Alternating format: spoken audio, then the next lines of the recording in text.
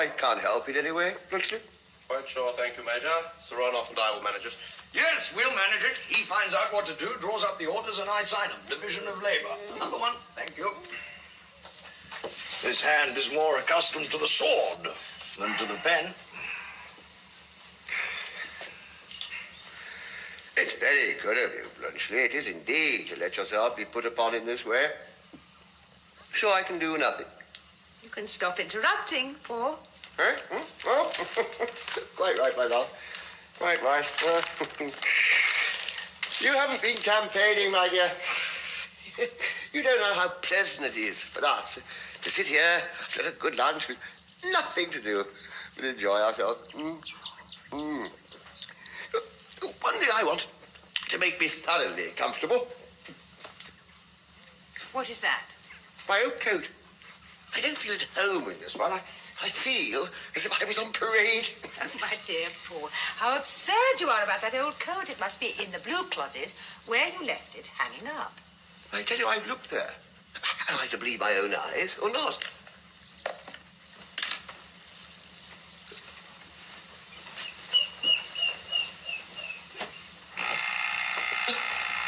What did you shake off that electric bell for?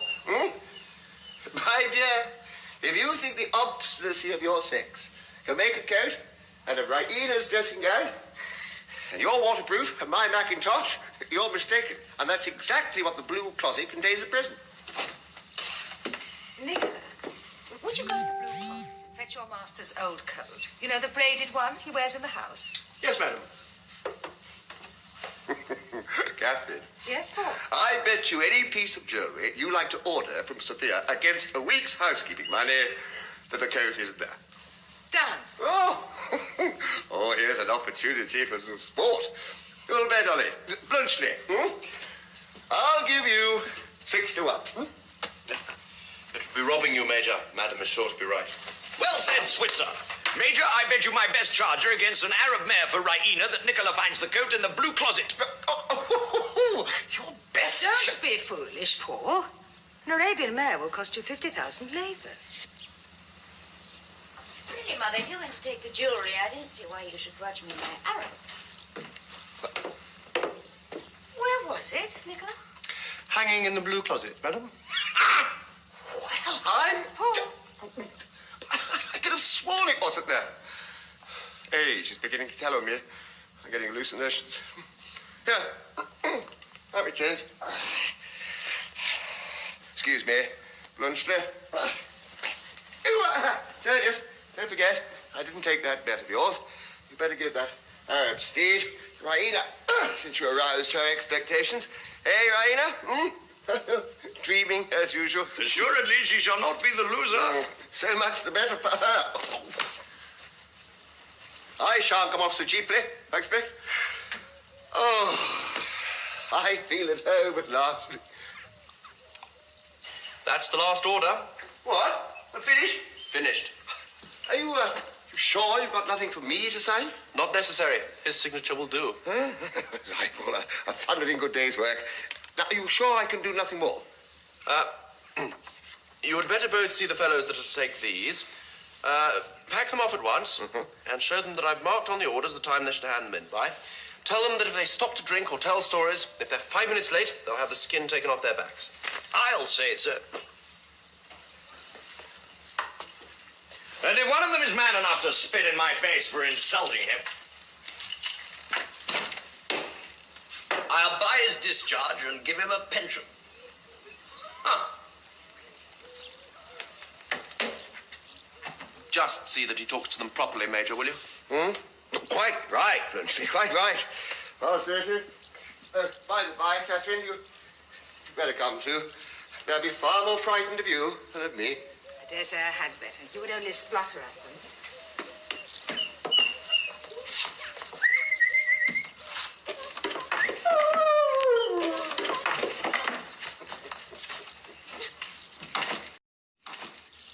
What an army. They make cannons out of cherry trees and the officers sent for their wives to keep discipline.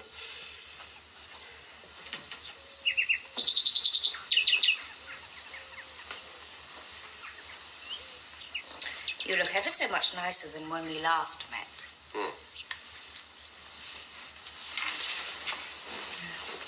done to yourself? Oh, wash, brush, good night's sleep and breakfast, that's all. Did you get back safely that morning? Quite, thanks. Were they angry at you for running away from Sergius's charge? No, they were glad, because they'd all just run away themselves.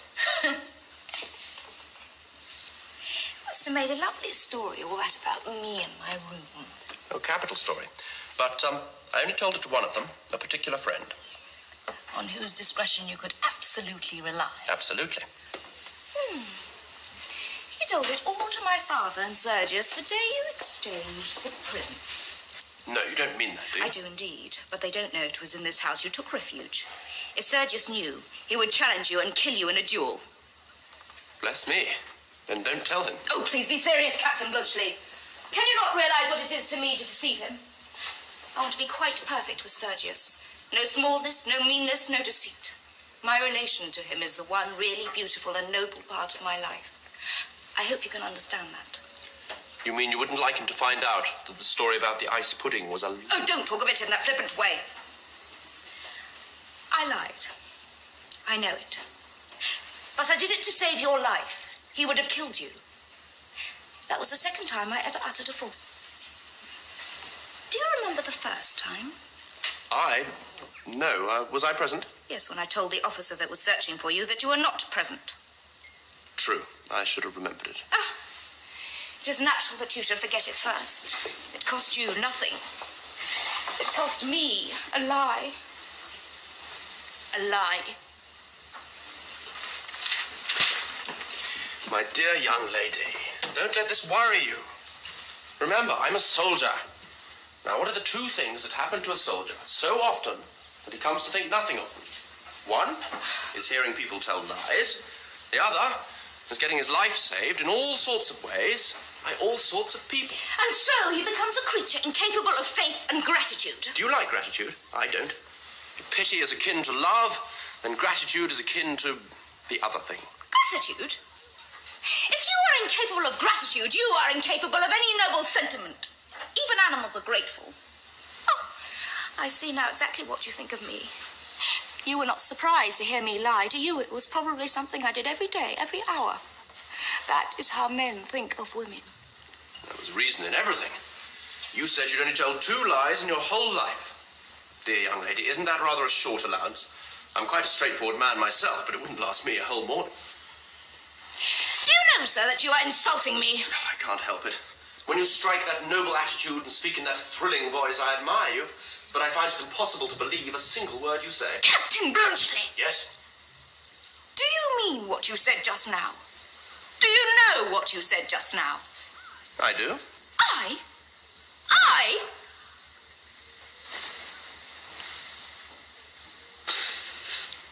How did you find me out? Instinct, dear young lady. Instinct and experience of the world.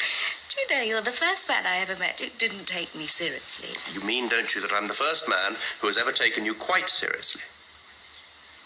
Yes. I suppose I do mean that. How strange it is to be talked to in such a way. You know, I've always gone on like that. You mean the... I mean the noble attitude and the thrilling voice. Well, I did it as a tiny child to my nurse. She believed in it. I do it before my parents. They believe in it. I do it before Sergius. He believes in it. Yes, he's a little in that line himself, isn't he? Oh, do you think so? Oh, well, you know him better than I do. I wonder, is he? If I thought that. Ah, well, what does it matter? I suppose now you've found me out, you'll despise me. Oh, no. My dear young lady, no, 1,000 times no. It's part of your youth, part of your charm. I'm like all the rest of them. The nurse, your parents, Sergius. I'm your infatuated admirer. Really? Hunt aufs Herz, really and truly.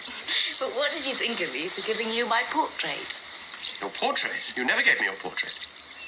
You mean to say you never got it? No. When did you send it to me? I did not send it to you. It was in the pocket of that coat. Oh, I never found it. It must be there still. There still? For my father to find the first time he puts his hand in his pocket? Oh, how can you be so stupid? Well, it doesn't matter. I suppose it's only a photograph. How can he tell who it was intended for? tell him he put it there himself. Oh, yes, that is so clever, isn't it? Oh, what am I going to do? Ah, I see. You wrote something on it. That was rash. Oh, to have done such a thing for you, who gave no more except to laugh at me. Are you sure nobody has touched it? Well, I can't be quite sure. I couldn't carry it about with me all the time. One can't take much luggage on active service. So what did you do with it? When I got through to Pirot, I had to put it into safekeeping somehow. I thought of the railway cloakroom, but that's the surest place to get looted in modern warfare. So, I pawned it. Pawned it? I know it doesn't sound very nice, but it was much the safest plan. I redeemed it the day before yesterday. Heaven only knows whether the pawnbroker cleared out the pockets or not. You have a low shopkeeping mind. You think of things that would never come into a gentleman's head. That's the Swiss national character, dear lady. Oh. I wish I'd never met you.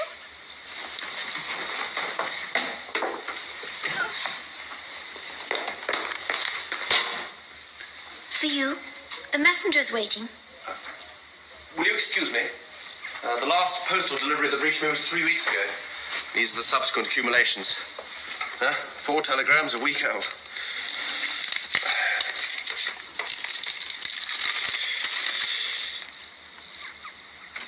Oh. Bad news. Bad news? My father's dead. Oh, how very sad. Yes. I shall have to start for home within the hour. He has left a lot of big hotels behind him to be looked after. Here's a whacking letter from the family solicitor. Great heavens. 200, 400, 4,000. 9,600. Oh, what am I to do with them all? 9,000 hotels? Oh, no, nonsense. If only you knew. Oh, it's too ridiculous. Will you excuse me? I must give my fellow orders about leaving.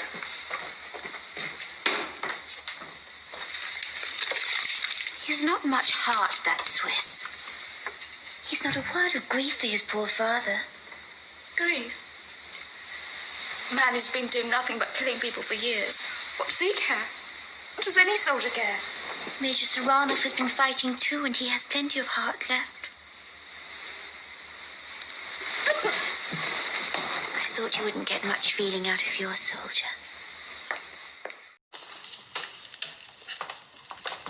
I've been trying all the afternoon to get a minute alone with you, my girl. Why, what fashion is that of wearing your sleeve, child? My own fashion. Indeed. If the mistress catches you, she'll talk to you. Is that any reason why you should take it on yourself to talk to me? Come, don't be so contrary with me. I have some good news for you. See? 20 labours. Sir just gave me that. Out of pure swagger. Fool and his money soon parted. And there, 10 labours more. The Swiss gave me that for backing up the mistress's and Raina's lies about him. He's no fool, he isn't.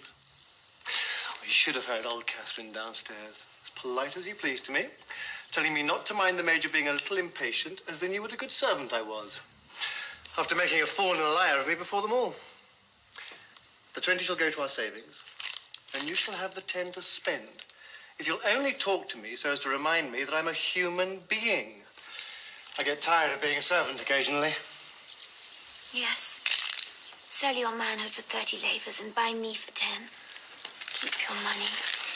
You were born to be a servant. I was not. When you set up your shop, you will only be everybody's servant instead of somebody's servant. Ah, wait till you see. We shall have our evenings to ourselves, and I shall be master in my own house, I promise you. You shall never be master in mine.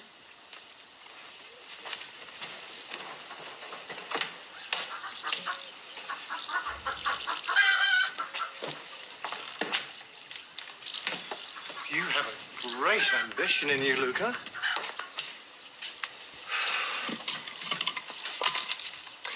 Remember, if any luck comes to you, it was I that made a woman of you.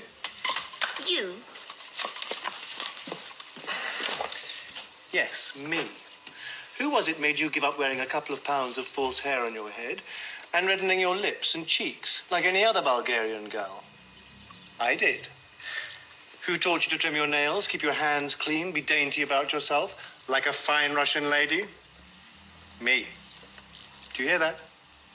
Me.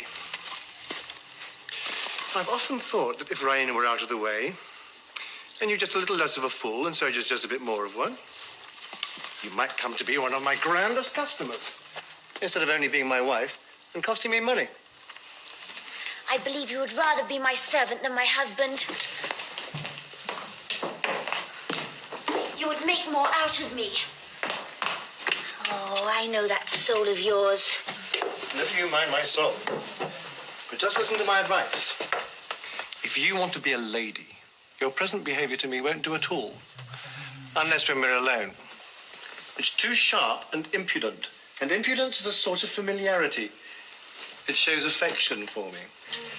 And don't you try being high and mighty with me either. You're like all country girls. You think it's genteel to treat a servant the way I treat a stable boy. It's only your ignorance, and don't you forget it. And don't be so ready to defy everybody. Act as if you expected to have your own way, not as if you expected to be ordered about. The way to get on as a lady is the same as the way to get on as a servant. You've got to know your place. That's the secret of it. And you may depend on me to know my place if you get promoted. Think it over, my girl. I'll stand by you. One servant should always stand by another. Oh, I must behave in my own way. You take all the courage out of me with your cold-blooded wisdom.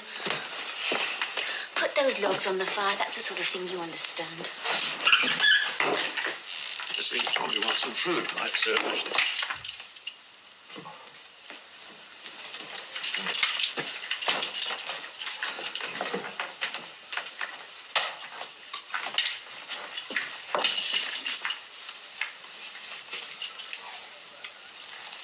I'm not in the way of your work, I hope. Oh, no, sir. Thank you kindly.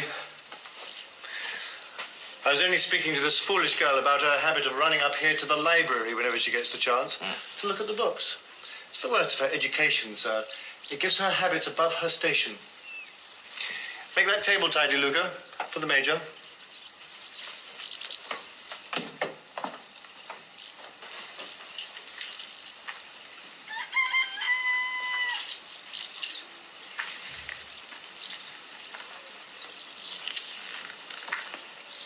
Let me see, is there a mark there? Does it hurt? Yes. Shall I cure it? No. You cannot cure it now. Sure. Don't trifle with me, please. An officer should not trifle with a servant. That was no trifle, Luca. Oh. Are you sorry?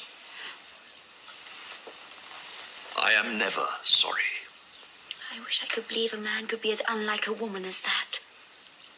I wonder, are you really a brave man? Yes, I am a brave man.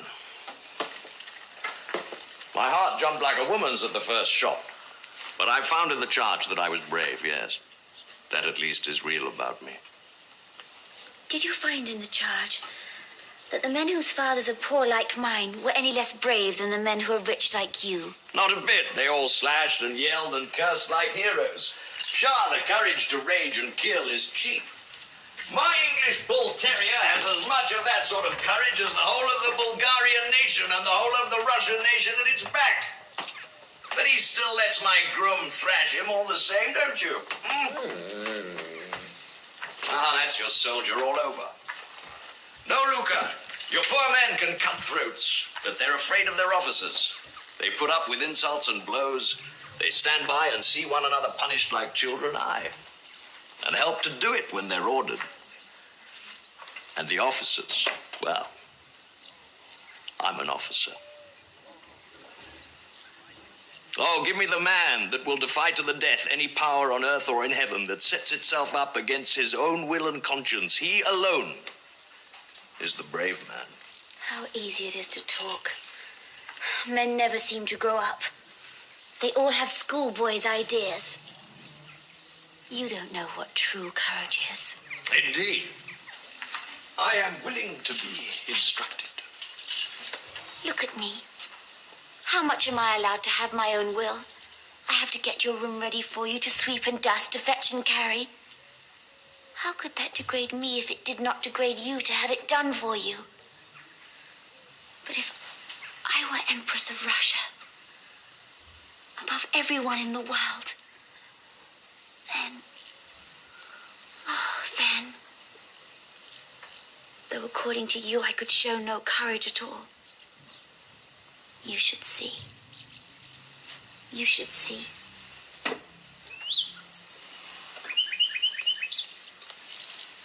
What would you do, most noble Empress? I would marry the man I loved, which no other queen in Europe would have the courage to do.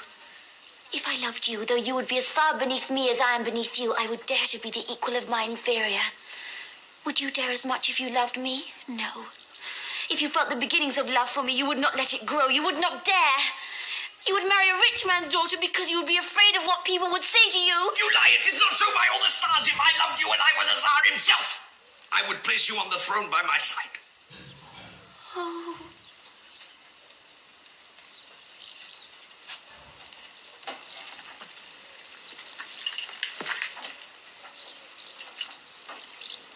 You know that I love another woman. A woman as high above you as heaven is above earth, and you are jealous of her. I have no reason to be. She will never marry you now. The man I told you of has come back. She will marry the Swiss. The Swiss? A man worth 10 of you. Then you can come to me and I will refuse you. You're not good enough for me.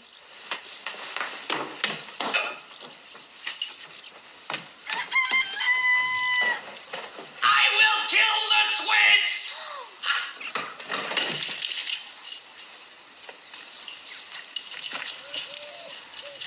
And afterwards I will do as I please with you. The Swiss will kill you, perhaps. He has beaten you in love. He may beat you in war. Do you think I believe that she, whose worst thoughts are higher than your best ones, is capable of trifling with another man behind my back? Do you think she would believe the Swiss if you told her now that I am in your arms?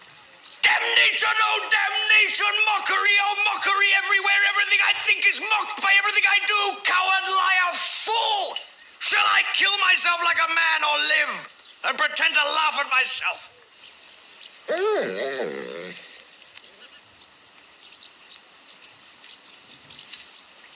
Luca, remember you belong to me.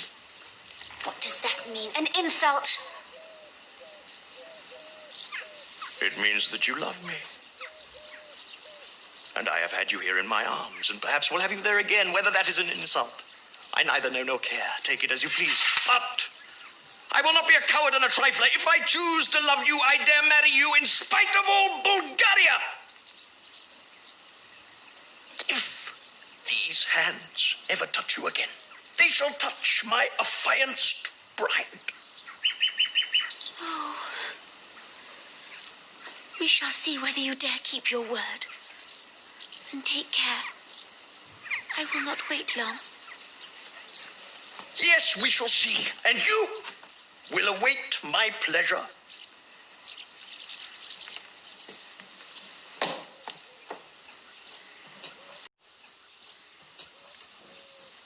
Afternoon, Luca.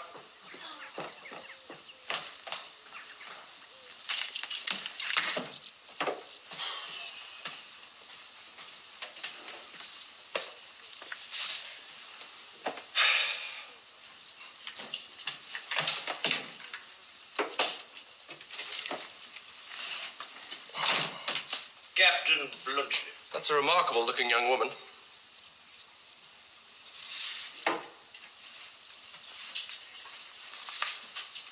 Captain Blunchley, you have deceived me. You are my rival. I brook no rivals. At 6 o'clock, I shall be in the drilling ground on the Klissura Road alone on horseback with my saber. Do you understand? Oh, thank you. That's a cavalryman's proposal. I'm in the artillery, and I have the choice of weapons. If I come, I shall bring a machine gun.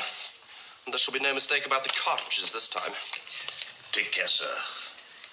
It is not our custom in Bulgaria to allow invitations of that kind to be trifled with. Pooh, don't talk to me about Bulgaria. You don't know what fighting is. But have it your own way. Bring your saber along. I'll meet you. Well said, Switzer! Shall I lend you my best horse? No, damn your horse. Thank you all the same, my dear fellow. I shall fight you on foot. Horseback's too dangerous. I don't want to kill you if I can help it.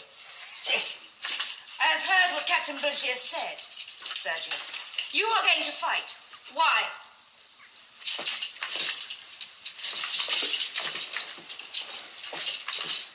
What about? I don't know. He hasn't told me. Better not interfere, dear young lady. No harm will be done. I've often acted as a sword instructor. He won't be able to touch me, and I'll not hurt him. Ha! It will save explanations. In the morning, I shall be off home, and you'll never see me or hear of me again. You and he will then make it up and live happily ever after. Never said I wanted to see you again. Ah, that is a confession. What do you mean? You love that man? Sergius. You allow him to make love to you behind my back just as you treat me as your affianced husband behind his, Captain Blunchley. You knew our relations and you have deceived me. It is for that I call you to account. Not for having received favors that I never enjoyed. Stuff, nonsense. I've received no favors. Why, the young lady doesn't even know whether I'm married or not. Oh, are you? You see? The young lady's concerned, Captain Blunchley. Denial is useless. You have enjoyed the privilege of being received in her own room late at night. Yes, you blockhead. She received me with a pistol at her head. Your cavalry were at my heels. I'd have blown out her brains if she'd uttered a cry. Blunchley! Raina, is this true? Oh, how dare you! How dare you! Apologize, man, apologize. I never apologize. This is the doing of that friend of yours, Captain Blunchley. It is he who's been spreading this horrible story about me. No, he's dead, burnt alive. Burnt alive? Shot in the hip in a wood yard and couldn't crawl out. Your fellow set the timber on fire and burnt him, with half a dozen other poor devils in the same predicament. How horrible. And how ridiculous! Oh, war, the dream of patriots and heroes. A fraud, Blunchley. A hollow sham, like love. Like love? You dare say that before me? Come, Sir Ranulph, that matter is explained. A hollow sham, I say.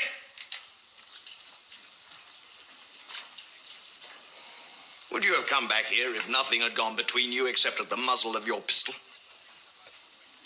Raina is mistaken about your friend who was burnt. He was not my informant. Who then? Ah, Luca, my maid, my servant. You were with her this morning, all that time after. Oh, what sort of God is this I've been worshipping? Do you know, I looked out of the window this morning as I went upstairs to have another sight of my hero. And I saw something I did not understand then. You were making love to her. You saw that? Only too well. Raina, our romance is shattered. Life's a farce. You see? He's found himself out now.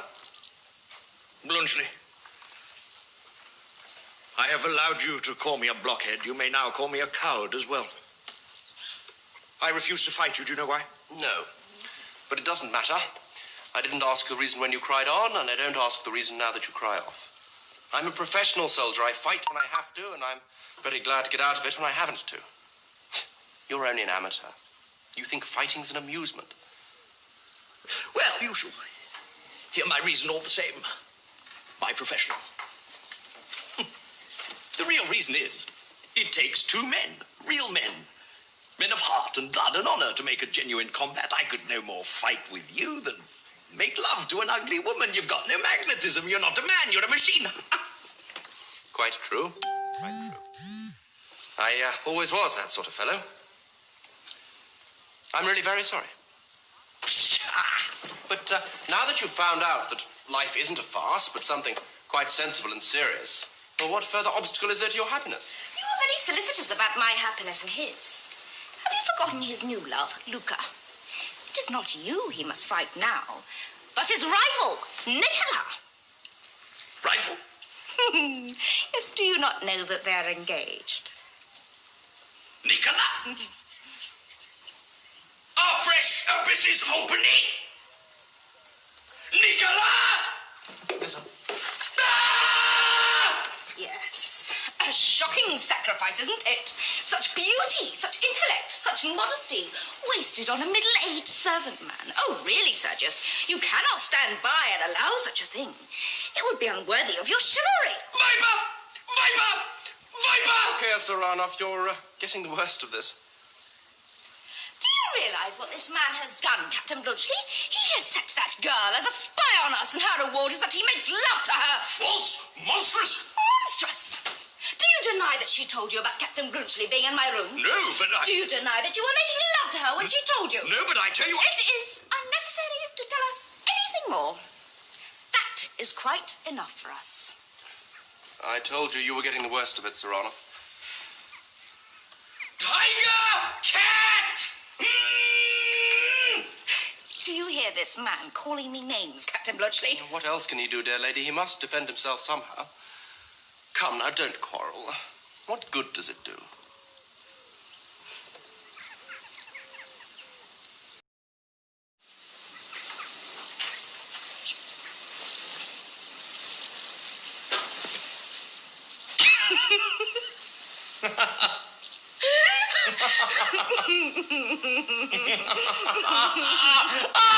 Engaged to Nicola! Oh! Well, Blunchley, you were right to treat this huge imposture of a world coolie. I dare say you think us a couple of grown-up babies, don't you? He does.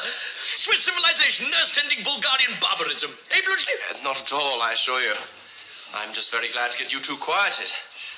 There. Now, let's be friendly and talk this over in a pleasant sort of way. Where is this other young lady? Listening at the door, probably. I will prove that at least, is a calumny.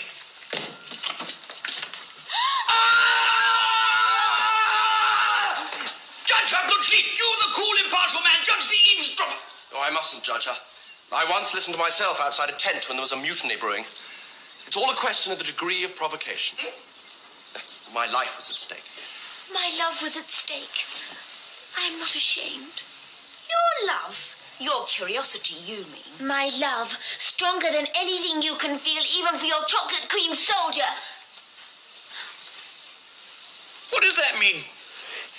It means... Oh, I remember the ice pudding, a paltry taunt girl. Excuse my shirt sleeves, gentlemen. Right, you know, somebody has been wearing that coat of mine. Somebody with a differently shaped back. It's all bare flavor of the sleeves. Your mother is mending it. And we should make haste.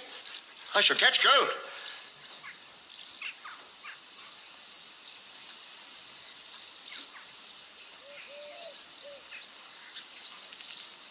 Anything the matter?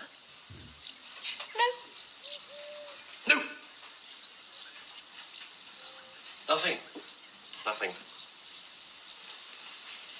Oh, that's all right.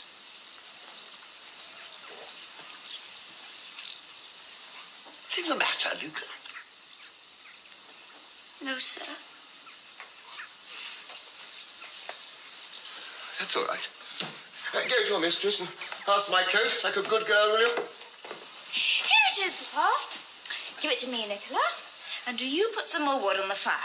Oh, going to be very good to poor old Papa just for one day after his return from the wars, eh? Now, how can you say that to me, Oh, Papa? just a joke, my little one. Give me a kiss. I'll give you my coat. No. I'm going to put it on for you. Turn your back.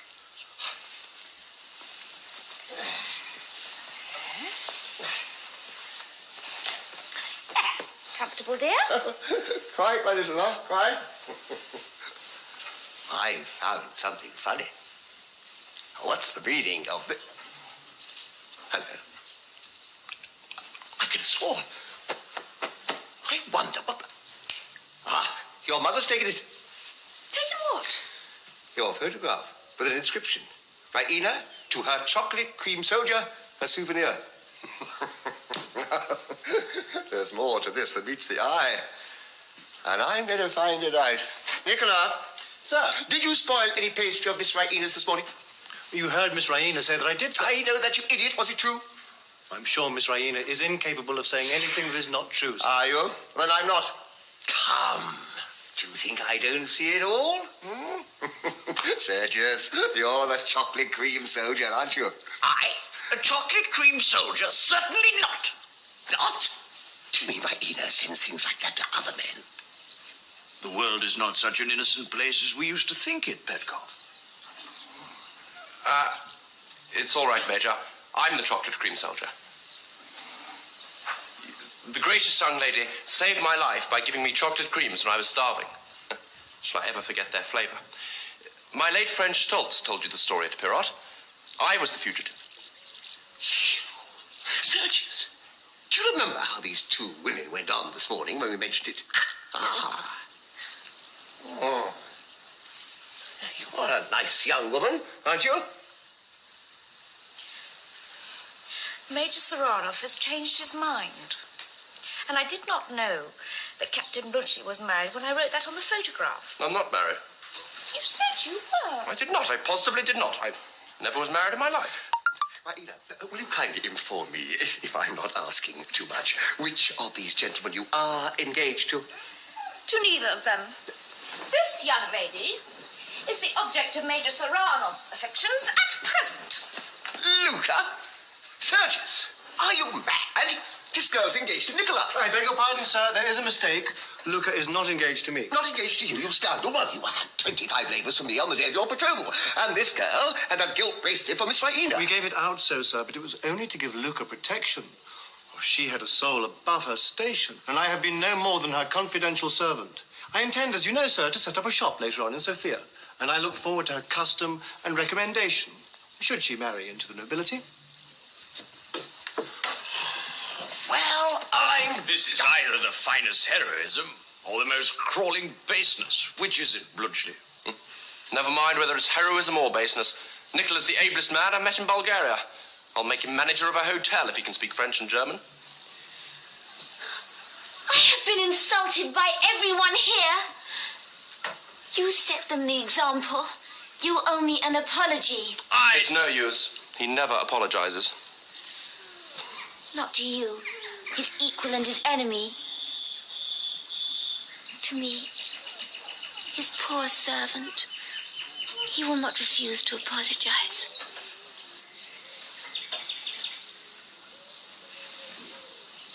You're right.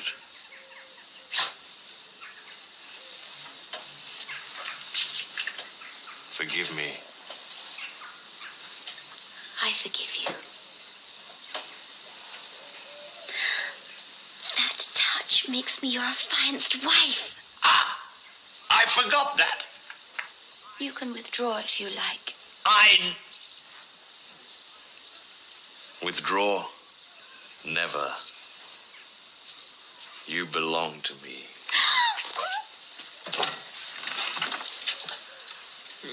What does this mean? it would appear, my dear, that Sergius is going to marry Luca instead of Raina. No, don't blame me. I've nothing to do with it. Marry Luca?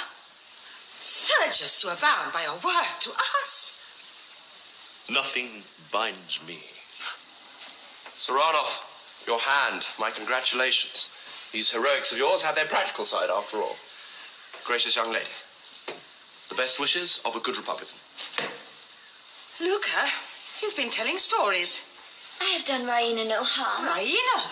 I have a right to call her Raina. She calls me Luca. I told Major Saranov she would never marry him if the Swiss gentleman came back. I thought you were fonder of him than of Sergius. You know best whether I was right. What nonsense. I assure you, my dear Major, my dear Madam, the gracious young lady's simply saved my life, nothing else. Well, she never cared two straws for me. Why, bless my heart and soul, look at the gracious young lady and look at me. She, rich, young, beautiful, with her imagination full of fairy princes and noble natures and cavalry charges and goodness knows what. And I, a commonplace Swiss soldier who hardly knows what a decent life is after 15 years of barracks and battles. A vagabond. A man who has spoiled all his chances in life through an incurably romantic disposition. Excuse me, Blunchley. What did you say had spoiled your chances in life? An incurably romantic disposition. I ran away from home twice when I was a boy.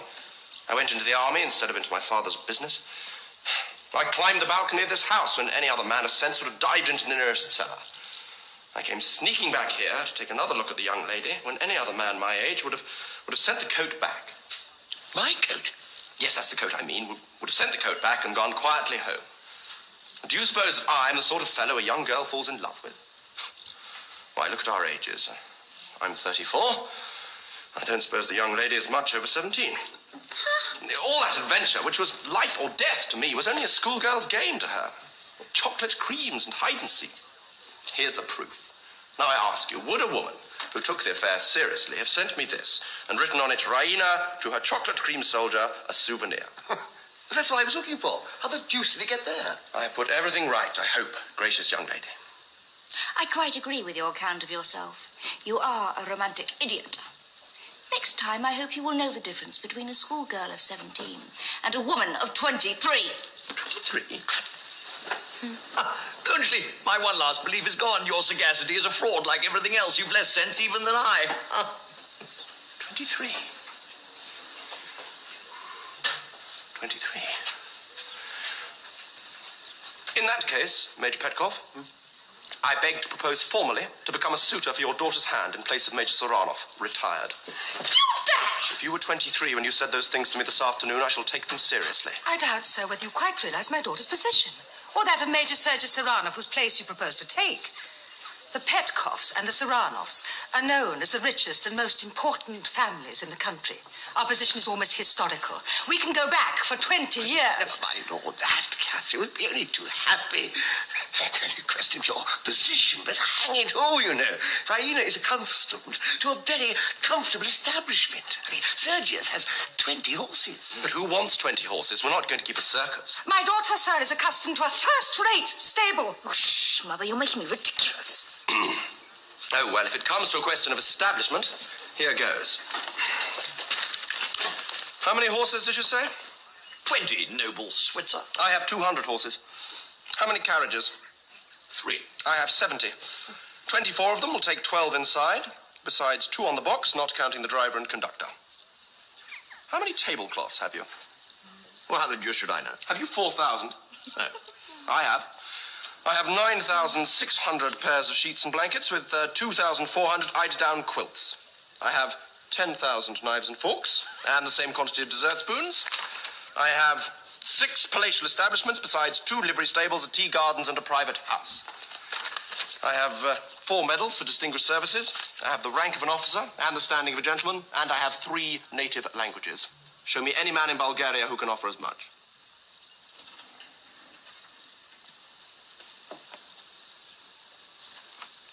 Are you the Emperor of Switzerland? My rank is the highest known in Switzerland. I am a free citizen. In that case, Captain Blunchley, since you are my daughter's choice... He's not. I shall not stand in the way of her happiness. That is Major Petkov's feeling also. Oh, I should say so. 200 horses? Phew! What says the lady? The lady says he can keep his tablecloths and his omnibuses. I'm not here to be sold to the highest bidder. I won't take that answer. I appealed to you as a fugitive, a beggar, and a starving man. You accepted me. You gave me your hand to kiss, your bed to sleep in, and your roof to shelter me. I did not give them to the Emperor of Switzerland. That's just what I say. Now, tell us whom you did give them to.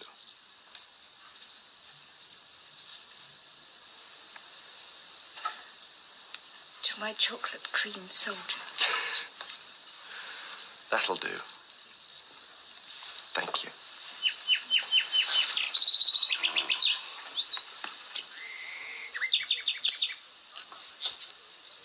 Time's up, Major. You managed those regiments so well, you're sure to be asked to get rid of some of the infantry of the Timok division. Send them home by way of Lom Palanka. Saranov, don't get married until I come back. I shall be here punctually at 5 in the evening on Tuesday fortnight.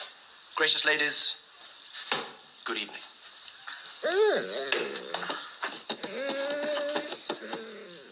What a man! Is he a man?